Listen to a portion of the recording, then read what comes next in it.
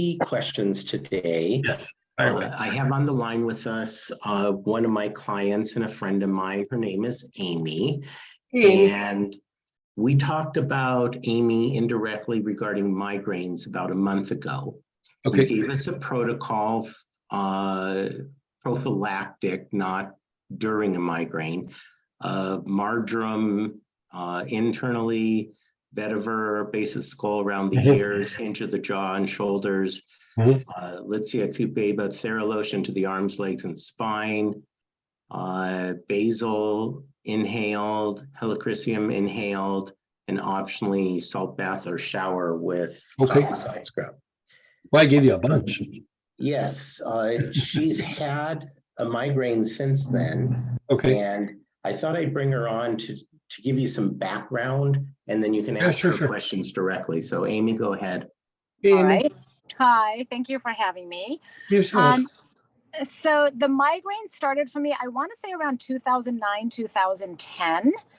And I started seeing an acupuncturist a couple of years later, maybe around 2014 or so. And that seemed to work well. I only saw them for about 3 months. And I was migraine free for a couple of years, but they started up again a couple of years ago. Okay. And there's really doesn't seem to be any rhyme or reason. It could be 2 weeks apart. It could be 2 months apart. Yeah, I mean, that's kind of the nature of migraines. Yeah. So like when they first started, was there an incident? Like, was there like an accident, or something happened, or some big shift in the life or lifestyle or anything like that? Or? Not that I can recall. There was definitely no physical experience that occurred. Okay. I don't really, I mean, my life has been pretty even, Stephen, to be honest with you. Okay. So there was no personal experience that would have caused a shift in my behavior, my emotions, nothing that really comes to mind. And do you have any like cramping or like grind your jaws or anything like that? I do. I grind my teeth in my sleep. Okay. And so you're grinding your teeth. You have cramps in your legs at all? Cramps in your calves or anything like that? No. Nothing consistent. Okay. No. So you're grinding your teeth, and do you have any significant alignment issues with the jaw? No. Okay.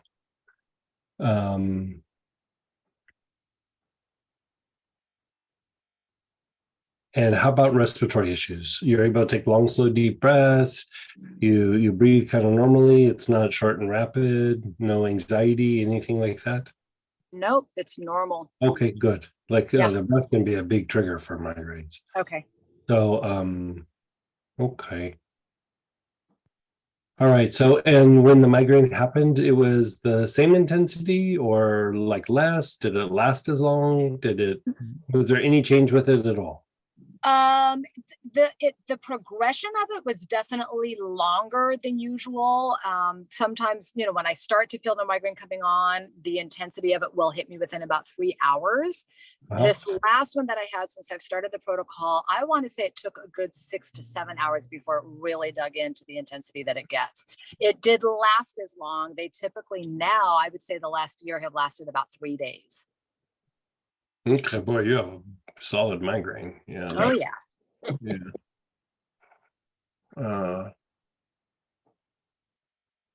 And your sleep's okay? I do fall asleep very easily. I wake up occasionally during the night. That's usually to go to the bathroom because I drink a gallon of water a day and I can't go often enough. Okay. And so you're sleeping okay.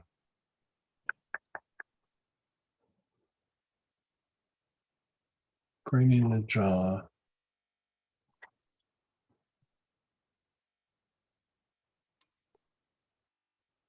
And any sort of nausea or anything, like any digestive issue that you're aware of?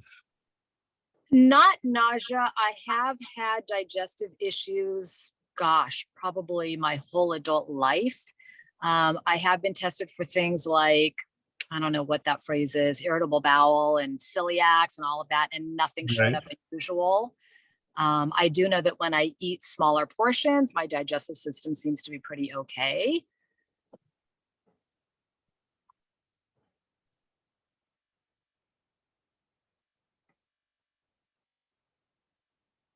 You get tired after you eat?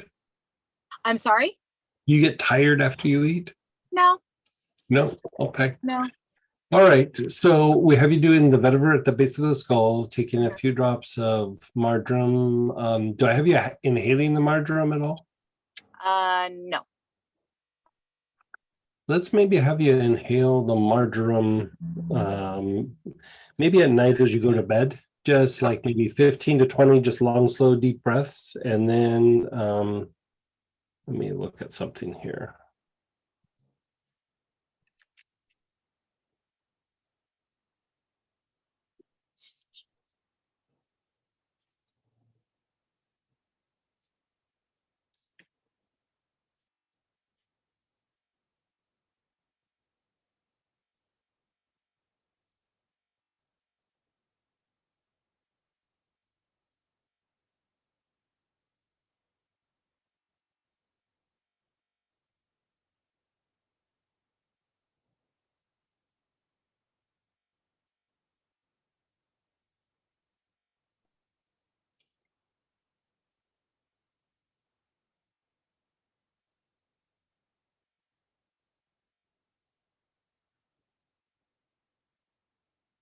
Okay. This is kind of where I'd like to go with this. I'd like to use like either one of these by themselves or a combination, but anise, rosemary, or tarragon, or there's a blend called ANS. I think it's ANS support, right? And with that, I'd like you to take that a couple of drops internally, probably like 2 to 3 times a day. And like, here's the thing with that, like the jaw clenching can be several things. It could be overactivated adrenals. It could be, it could be all kinds of things. It could just be magnesium deficiency sometimes. And so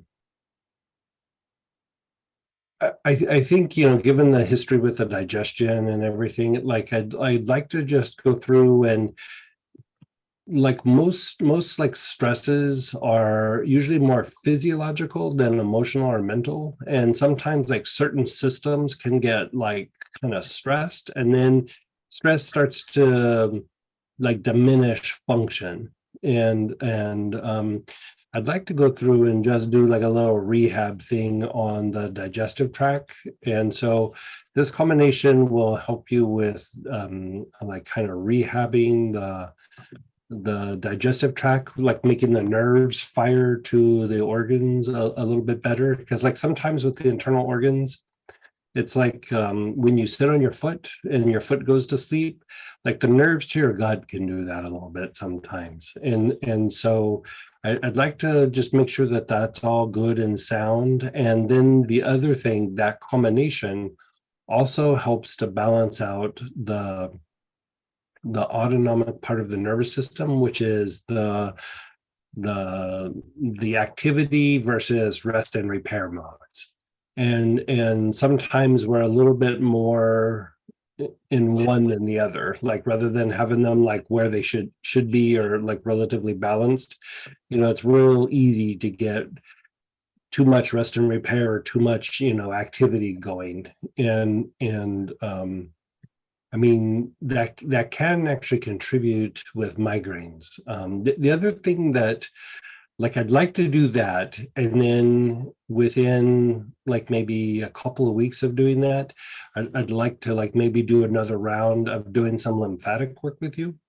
And I think that like sometimes the lymphatic system can get a little like backed up, like it's just not able to detoxify quite enough.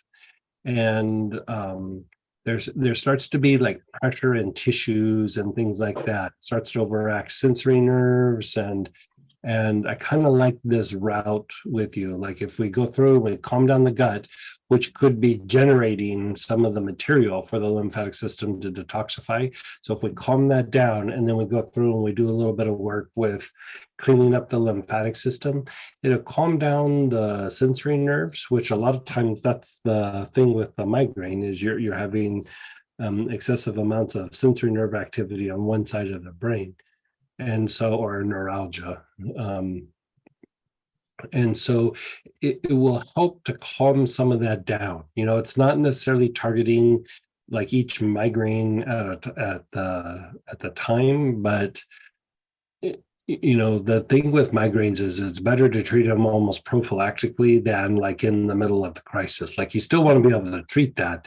You know, one of the things that is just like an old school thing to do for like a migraine is you take something like Neoli or eucalyptus and put some like peppermint in it or something, and then, you know, put it in a massage oil and then rub it all over the neck and the shoulders and back and things. And it helps just because it blocks the pain. It doesn't really resolve the migraine issue, but it can help pull you out of crisis. You know, when the migraine is happening, you can do the thing with the vetiver at the base of the skull and around the ear and all that. And even you can rub some of the marjoram on the jaw itself. But let's still have you, if you're okay with it, still taking a couple drops of the marjoram. Increase inhaling the marjoram at night as you're going to bed, just because it helps to tone the vagus nerve, and it will be calming to the adrenals if there's any adrenal issue. And it's also super antispasmodic, right? So reducing tension and spasms in the body can be helpful for something like this. I mean, another one we could try is just good old-fashioned lavender. You know, it reduces like nervous tension, and it is also a bit antispasmodic, but I kind of like the idea of treating the gut a little bit for the migraine. Like I think that could actually be probably helpful. Has there been people that have like your life's going okay, but has there been people that maybe have issues with you, like they're stressed, they're upset, they're angry, they want something from you and you're not giving it to them, like anything like that over the last like 6 months, year, 2 years, anything like that? No. Okay, then Yeah, I'll stick with what we were saying. Like, you know, sometimes you always want to look at like, is there some external factor that could be contributing to it? And let's stick with where we're going with this. Okay. Like, you know, that's the thing. Migraines are they can be very multi-causal, and there's not just like, oh, this is how you treat a migraine. You just have to start unwinding things. And you're only grinding at night though, right? You're not grinding in the day. And okay, yeah. So there's a bit of a spasm. Okay. Yeah. And should I continue the current protocol I've been on? Yeah, I would Okay. still stick with that. Yeah, Okay. I would just augment it. I mean, the vetiver at the base of the skull should eventually help quite a bit. You know, sometimes we'll play with the breath, sometimes we play with the digestive tract, sometimes lymphatic, you know, sometimes even doing things with the spine, but I'm liking the digestive tract for you. Okay. Yes, please. Yeah. Yeah, plus, I mean, it just make you feel better. Like, you know what I mean? Like I do that protocol for myself, like about every 2 to 3 months, just, you know, for like a week or so, just to do like maintenance. And so, I mean, it's not going to hurt, and, you know, it might help. And I like where it's going with that. And then that sets up us doing some deeper lymphatic work here shortly. Great. Okay. Thank you so much. You're so welcome.